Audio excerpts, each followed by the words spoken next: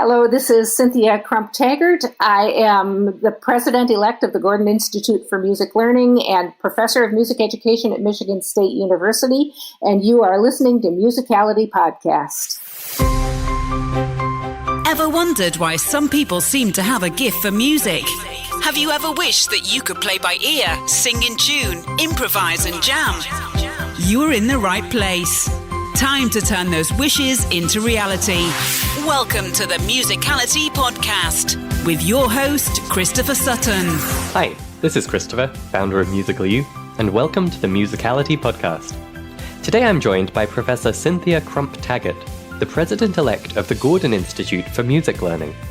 You might have heard that name, Gordon, in the world of music education before, as being associated particularly with audiation. And in fact, Edwin Gordon developed a whole approach to music learning, which is called, simply enough, music learning theory.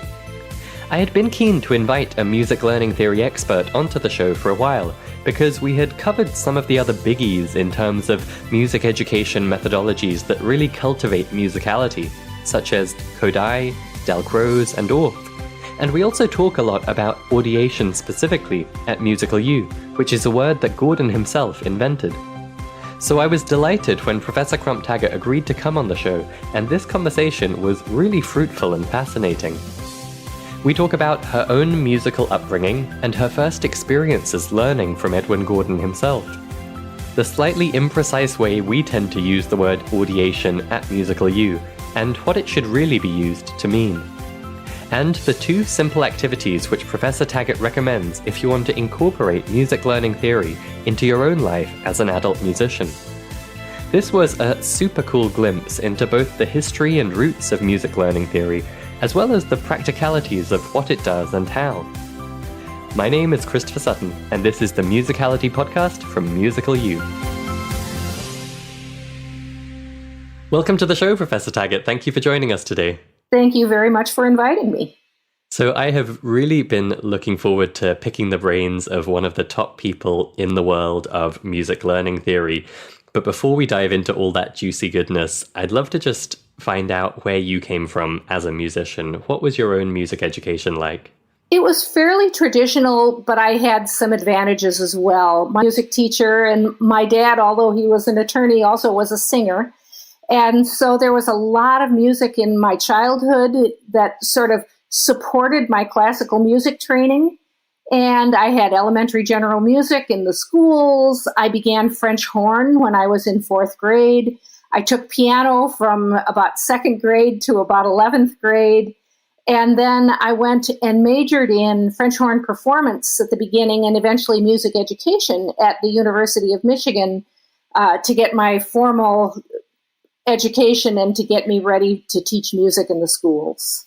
And since then, obviously, I've gone on and gotten a master's degree and a doctorate in music education. I see. That sounds like a very nice, clear, straight path. Was it always obvious to you that you were going to go into music education and do it step by step like that? It was obvious to me that I was going to go into music. The teaching part of it actually came fairly late. I didn't decide I wanted to teach until about halfway through college. So that was a late discovery. And could you tell us a little bit about the kind of musician you were? You mentioned there you had a fairly classical, traditional music education. What do you mean by that? And maybe what elements of being a musician would you say you were particularly strong in and less focused on? I actually had a fairly good aural skills foundation, but that was something that came not through my classical music training, but really through my informal home environment and just, I think, through my basic aptitude for music. I really had very traditional lessons that were very much sort of notation focused and realizing what was on the page, both in French horn and in piano.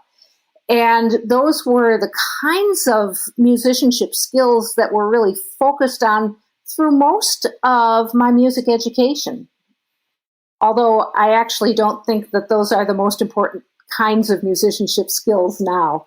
I see. Well, that's definitely something we're going to be digging into a little bit.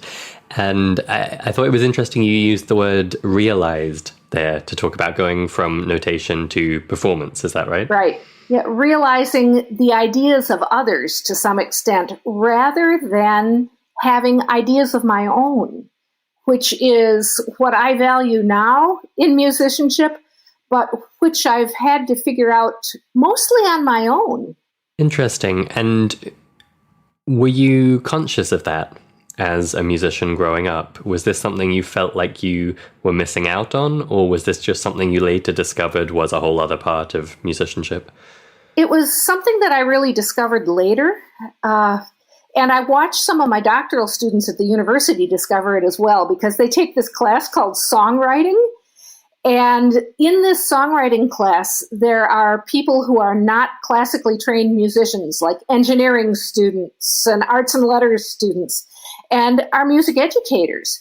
And many of our music educators are humbled by the fact that these informally trained musicians have all of these skills that our classically trained music educators don't have, and wish very much that they had. I think it would make them better overall musicians. Interesting. Yeah, that's a kind of false dichotomy we often talk about in Musical You, that the sheet music musicians feel left out of the playing by ear world, and the play by ear musicians feel jealous of the sheet music readers being able to do that. And of course, there are strengths to both, and both are part of being an all-round musician. I very much was trained to be the sheet musician person, but I trained myself sort of informally to be some of the other things. So my aural skills, I think, actually are better than many of the people who rely primarily on notation. But that was not because of any of the teaching I received until much later in my career. That's super interesting. And I realize we're going back a little bit in your career, but maybe could you paint a picture or give examples of the kind of things you were doing to learn those skills by yourself if they weren't being imparted to you in lessons? Well, my parents actually were doing a lot of that thing. I remember taking car trips. My grandparents lived about an hour away, and we would drive and see them almost every single week. And we had song sheets that were just the lyrics in the car. And we as a family would sing the entire trip, all of these old sort of World War I, World War II sort of roaring 20s songs. And my parents would harmonize. Sometimes we would harmonize. And so it was just, we did a lot of music making in the home. And we always had music playing in my home, lots of jazz, lots of show tunes, lots of classical music. So I still laugh because I graduated from high school really having almost no exposure sort of to the popular music scene. It was really more the music of my parents that I listened to. Wow. And I'm sure this is something we'll touch on later, but it's so interesting to hear that singing is something you credit so much with developing that inner musicality. It's come up a lot on this show, to be honest, even though a lot of musicians feel locked out of that world of singing. They feel like they can't sing. And, we often try and explain how it's part of your musicality, whether you consider yourself a singer or not. And you're right. It's not about how good your singing instrument is. It's really more about, can you sing in tune? Can you express yourself through your voice?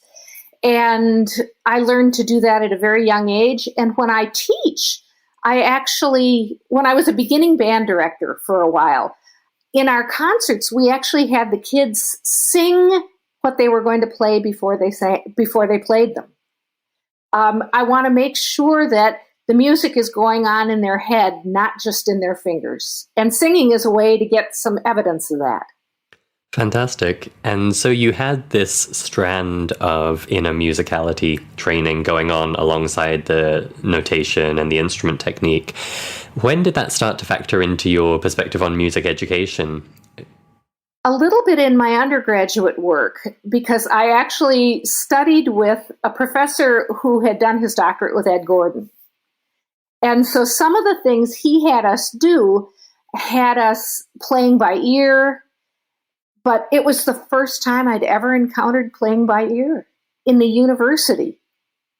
And I look back and think, I should have been doing that from the time I started all of my instruments. So a little bit there. And I think I really began to understand it as I saw some of the musicians whose skills I just admired. I look at Chris Thiele, for instance, who is a tremendous mandolin player, member of Punch Brothers, hosting Prairie Home Companion now in the U.S., and just a terrific vernacular musician, but he's also classically trained. And some of the musicians that I admired the most had both of those pieces in place, and they brought a different kind of musicianship to the classical repertoire even than the people who didn't have that sort of musicianship that really laid the fundamentals down for everything that they should be hearing and doing. I see. And so you had this opportunity with a professor to start exploring playing by ear and see how it could be taught and how it could be learned. Where did things go from there? They really sort of just laid there for a while. I see, yeah. And I started exploring that a little bit more in my teaching. Now, when he was helping us understand how children learned, did understand and really stress the importance of aural musicianship, as in AURAL as well as ORAL musicianship. So hearing as well as doing. And so that was part of why I did a lot of playing for my students. I had them listening to CDs of the things that they were learning. Actually, it was records back then. But that was also one of the reasons I had them singing. So I was sort of playing with some of those ideas. But again, I didn't really feel like I knew how to put that all together in some kind of coherent package to help my students move forward successfully. Interesting. So this is something that's come up a few times when talking to music teachers in the US, is that although there are these traditional philosophies or approaches such as Kodály and Dalcroze and Orff and music learning theory, maybe it can be put alongside them in some sense. A lot of music teachers get to their first day of teaching and realize they don't actually have a clear structure or framework for how to impart these skills they want to. What was your own experience with that? It sounds like you had some kind of sense of the toolkit you wanted to bring to your teaching. Yeah, a little bit. I had sort of an eclectic university education in relation to that. The elementary general music class that I took didn't really try to support or wasn't underpinned by a single approach to learning. We had the kind of 2 weeks on Orff and the 2 weeks on Kodály and not at all on learning theory. And it ended up giving me a collection of activities, but no real structure to hang those activities on. The instrumental music class, that methods class that I took, actually was the one that had sort of that aural focus. And so I was sort of having to try to figure out how to take those things that I learned in an instrumental setting and move it down into my elementary general music teaching. I didn't have as much trouble with my instrumental teaching doing that because I'd seen it modeled. I knew what that looked like a little bit. Gotcha. And so how did you address that as you began to teach and have to figure it all out? About halfway through my first year of teaching, I got a letter from one of my friends who said, I am at this workshop, or I just did this workshop, and it changed my life. You need to do this. And it was actually one of Ed Gordon's Sugarloaf workshops in Chestnut Hill, Pennsylvania. And this was someone I trusted a great deal. It was also someone I knew valued the kinds of approaches to music teaching and learning that I valued. And so I thought, okay, this is definitely worth checking out. And I did that the next summer. And it really paid big dividends. It changed really the course of my life. Wow. And it may be a slightly funny question, but Professor Gordon passed away a few years ago, and I'm sure our listeners are curious to know, what was he like? You worked quite closely with him. This was your first opportunity to study with him. What kind of a person was he that invented this amazing theory that so many people now practice? He was brilliant. He loved ideas. He loved music. He loved artistry, but he loved it broadly defined. So it wasn't just classical music that he liked. He was on the road with Gene Krupa when he was in his late teens, one of the great jazz drummers of all time. He also played classical bass. He studied at Easton. But beyond that, he had a brilliant mind and a creative mind. He loved playing with ideas. He loved thinking through things. He read broadly in philosophy and in psychology and in art, well outside of music. So a brilliant mind who used that brilliant mind sort of to the benefit of music education. Wonderful. And what was that first experience like, that first workshop where you studied with him?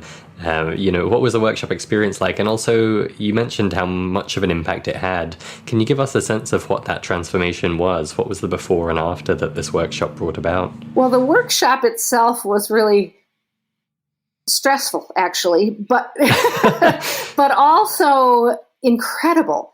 We got up very early every morning, had breakfast, and started lectures at about 8 in the morning.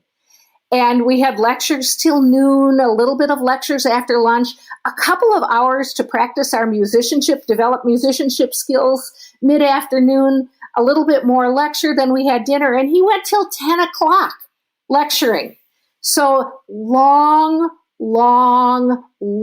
days, but it was clear that everything that he had to say was so important. And I never, ever got bored because it was such important information, and it was answering all these questions that teaching had raised for me. It was resonating with how I, not just in my music lessons, but I as an individual really learned music. So sort of that amalgamation of my informal music learning and my formal music learning, and it put it together a little bit for me and helped me understand what it was that I had accomplished and what it was that I still needed. Now, in terms of the impact that had on my teaching, a lot of the ideas were very cerebral and not very practically oriented. And if you'll read Learning Sequences in Music, which is sort of Ed's definitive book, you'll see that that is the case. So translating that to practice has been a life's work. And the publications that I've done with Ed, the Jump Right In, the music curriculum, which is designed for sort of K5, K6, as well as Music Play, which is designed for early childhood, those are sort of the outgrowth of that. They are the translating Ed's theories and ideas into practical application for different age groups. And it's also been translated into piano instruction, into instrumental instruction, but those are not the things that I have had the major role in, although I'm familiar with them. Gotcha. Okay, well, I was about to ask you if you could give a particular example of something you took away from that workshop and put into practice, but it sounds like maybe it took a little longer for it to sink in and for you to see how these abstract frameworks could all be beneficial for your teaching. Although one thing that it really made me understand is the importance of aural musicianship, the importance of listening, the importance of playing by ear, and responding to music first away from the page, really in sophisticated ways before and at the same time you're responding to music on the page.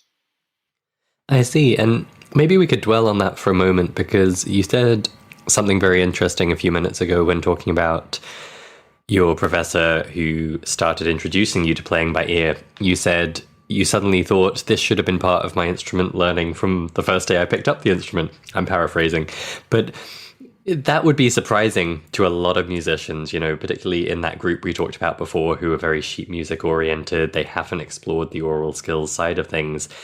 Can you give a sense of how that can work? You know, for someone who's never tried playing by ear and sees it as a very advanced or magical skill, what would that look like to incorporate it from day one?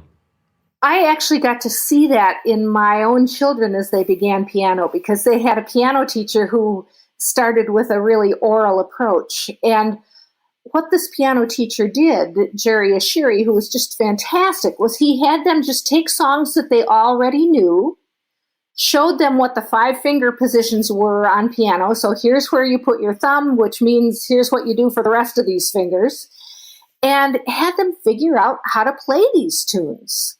So he just took songs that the kids already knew, had them play them, and then the next step was actually to harmonize them. So still all with no notation at all, and he would move them into different key centers, so they were transposing and taking this song, and playing them in different keys, and there were fairly easy harmonies, like just 1 and 5 or 1, 4 and 5, and the kids learned how to play chords in each of the hands and figured out where the chords went in the melodies, and they knew several songs in both major and minor before they ever saw one stitch of notation. That's beautiful. And this is a topic I really wanted to dig into with you because, you know, the approaches I mentioned before, Kodály and Orff, they're often kind of boxed as early music education stuff. And I know that some of our listeners, having just heard us talk about how playing by ear isn't magical and heard you describe how it can be learned by children, are probably still thinking, okay, if you're a kid and you start very early, maybe you can learn those skills. But for me as an adult, it's far too late. Would you just speak to that a little, the relevance of music learning theory and the stuff we've been talking about for adults versus children? It's relevant for everyone. Now, I do think that it comes more quickly and more easily for children. Children just learn things faster than adults do. When you think about all the things that are learned in the first 2 years of life for a child, they go from this little blob, hardly able to do anything, to walking and talking and doing all of those kinds of things. If we learned that much every 2 years, we'd be pretty remarkable. So we don't. But that aural musicianship is still really fundamental for music learning. The process may be a little bit slower, but we also are bringing, as adults, a lifetime of music listening that kids don't bring. We also bring some cognitive skills that kids haven't developed yet. So some things will come a little more slowly for us, and other things will come a little bit more quickly than they come with kids, and that's fine. Fantastic. And I love that you touch on that we do actually bring advantages to the table, not just a brain that's a bit slower to learn. And yeah, it's something I think adult musicians often underestimate, is the value of that mental database of music and everything they've been absorbing passively over the years. We also bring, I think, a motivation that in school settings, not all kids bring. We're doing music because we want to do music, because we love music, because we want to engage in these things that make us happy. And that alone is a real plus for us as adults. So I think we've touched on a few of the kind of themes in music learning theory and talked about how it is a framework, or it's a way of thinking about these things. One thing I wanted to ask you in particular, because I think it confuses some people, is, would you say this is a model of how people learn music, or is it more a recipe for how we could or should learn music? I would say both. I think many people have learned music in spite of their education musically rather than because of their education musically. And so I think there are many persons just like me who had their classical music education, but there were a lot of other things that were happening in the background that allowed them to learn some of the things that they've learned. So I think it is a model for how music is learned. It's also how music should be learned, which is kind of a mixture of informal and formal music training, but with informal music training laying the foundation really for more formal music training. And I would really actually prefer the word education rather than training. Sure. So we've touched on a couple of things that are big, I think, in this way of thinking about learning music. One is singing and using your voice, and the other is aural skills, the AURAL sense of the word. But you can't dive very far into music learning theory without coming across the word audiation. And I actually had an email recently from Joy Moran over at Colour in My Piano, someone I really love and respect, but she was very, in a friendly way, pointing out that we had been a bit too fast and loose with the way we use the word audiation at Musical U. And in short, we tend to use it to just mean the musical equivalent of visualization. We say, it means imagining music in your mind. And she was reminding me that, there's a lot more depth to it when that word is used in the context of music learning theory. And so I'd love if you could just explain a little bit, what are we missing out on if we think audiation is just imagining music in our head? It's also giving meaning to that music that we imagine. So audiation is sort of a matter of degree in some ways. Audiation is not a yes or no question. Audiation is a skill. And it's a skill that we develop. So I could ask you to audiate Happy Birthday, the song Happy Birthday. Okay, now I could ask you to audiate it in minor. Now I could ask you to audiate it in minor with the harmonization underneath it. And so there are lots of different ways in which we audiate, the depth with which we audiate. And when I say give meaning, what I'm saying is, do you have some sort of informal aural understanding of the syntactical context of what's happening tonally and rhythmically? Can you feel a beat and multiple levels of beat? Can you hear where home is, where the tonic or the resting tone or the most important pitch is? Those are sort of the most fundamental levels of audiation that allow you to bring meaning to what it is that you're listening to or do or performing even. Fantastic. And why is this important? Because if you can't do that, you are not really going to be expressive as a musician, because it's your ability to hear where home is and pull away from home and return to home and stretch the beat and push the beat. And those are the kinds of things that to be expressive musically. And if you don't have those syntactical systems sort of underpinning your musicianship as you perform or even as you listen, you are not going to be as expressive musically as you could be. I think it's probably fair to say that the traditional approach to music education, the kind of very sheet music based or notation based and very focused on instrument technique, I think it's fair to say that that doesn't do an awful lot to cultivate this skill of audiation, and certainly not to the degree you just described in terms of actually understanding and being able to play around with and experiment and explore in your mind's ear.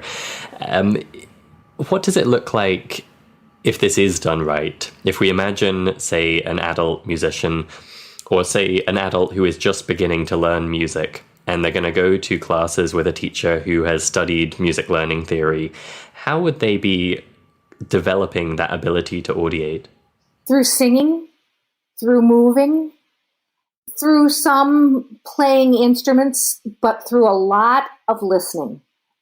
So listening, however, not just to recorded music, but listening to one another, listening to the music teacher who needs to be a really fine musician in and of him or herself or their self. So it's going to be a lot more like how we learned language. And when you think about how you learned language through listening to language, through speaking language, playing with language yourself, babbling. And that's how music really should be learned in the beginning as well, by listening to it, by playing around with it, by hearing others with whom you have a meaningful relationship perform and engage with you musically. So with this kind of philosophy or approach or methodology, I think it's easy for the listener to understand how this might work in a classroom context, or if they were studying in person with a teacher, and they'll get very excited about that idea and the kind of impact it could have on their musicality. But at the other end of the spectrum, we have people who are kind of cobbling together their own music education, often online. You know, we live in an incredible age for accessing resources online, but they're not always packaged up in a way that makes them effective for people. And obviously, I have a slightly biased viewpoint in that we try and address this to some extent at Musical U, but I'd love to hear your thoughts on what an interested adult could usefully do if they're getting excited about these ideas from music learning theory, and, you know, what it would be like to be able to audiate that kind of stuff. What could they do today to incorporate some of this into their music education? Learning to play tunes by ear. So listening to recordings that they really like, figuring out the melody, playing around with it until they get it on their instrument or on their keyboard or vocally. And so listening enough to really immerse themselves so that they can learn things orally first. But I would also recommend listening broadly. So laying a very rich foundation of music listening in a variety of styles, in a variety of cultures, in a variety of tonalities, in a variety of meters, because it will allow you to bring a deeper understanding to the music then that you choose to engage with. So playing by ear, listening are really sort of the foundations of it all. Wonderful. And I so admire and respect that you gave that answer and you didn't just say go study with an MLT professional, which some people might have been expecting to hear. At the same time, obviously there is tremendous value in learning from those who've really immersed in what it means to learn music and how to incorporate all of these things. And I think there's a risk that someone gets excited, plays around with these ideas, but doesn't really have a sense of the progression they should be looking for, right, or how to self-assess, or, you know, how to know if they're making any progress. So, you know, if we imagine that person who's kind of tried playing by ear a few times and they've been trying to listen more, but then a few weeks later they're like, is this working? What would be next, would you say? Well, if they're learning songs, it is working, for starters. But that being said, I think to really make the jump into becoming really, truly proficient, it does help to have a teacher to serve as a guide. Someone who can assess where your strengths and weaknesses are, can really challenge you in the ways in which you're strong, but can provide scaffolding for you in the ways in which you maybe are struggling a little bit. So I think teachers can really serve in music learning theory and in any approach really to guide the music learner so that they're more efficient, more effective learners, and can plug in some of the holes that they come with naturally, partly as a result of who they are and their background and their experience. Terrific. And is this something that is studied as its own thing? You know, if someone's like, okay, I'm going to get a teacher, they're going to know all about music learning theory, would that be part of, say, an instrument lesson? Would it be studied in its own right? Or what would that look like? It could be part of an instrument lesson. There are many, many piano teachers now in the United States who have a music learning theory base for their instruction. There are lots of private instrument teachers as well. Music learning theory has a very strong home in early childhood curricula, as well as in elementary general music, beginning instrumental music settings. So I think the numbers and the numbers of ways in which learning theory has been applied will continue to grow. I know that someone's working on a guitar curriculum. Someone's working on a choral curriculum. So these are all taking that music learning theory framework and translating them to practice in a specific way, knowing that that framework could be translated to practice in other ways as well. So there's no single way in which music learning theory takes life. And I guess it comes back to what you were saying about Gordon himself being very broad-minded when it came to music and music education. You're soon going to be the president of the Gordon Institute for Music Learning. Could you talk a bit about the work you do there and what people can find on the GIML website?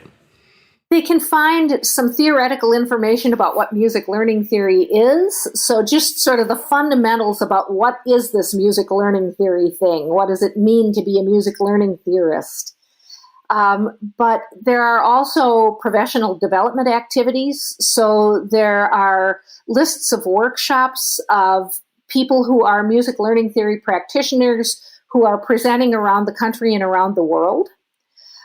There are also professional development workshop opportunities that are on that website. You can become certified in music learning theory and to teach using a music learning theory approach.